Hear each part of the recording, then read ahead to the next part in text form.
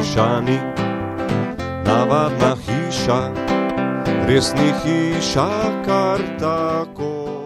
Živijo, sem Saša Vrhovec-Hartman.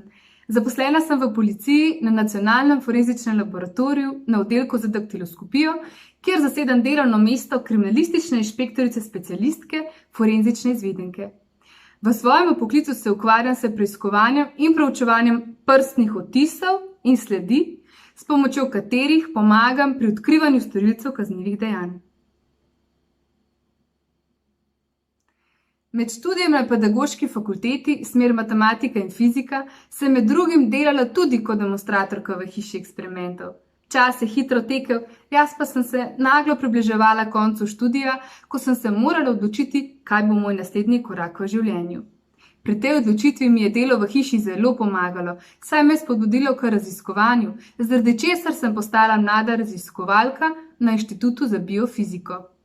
Po končanem doktoratu iz biomedicine pa me je raziskovalna pot pripeljala do forenzike, kjer sem še danes.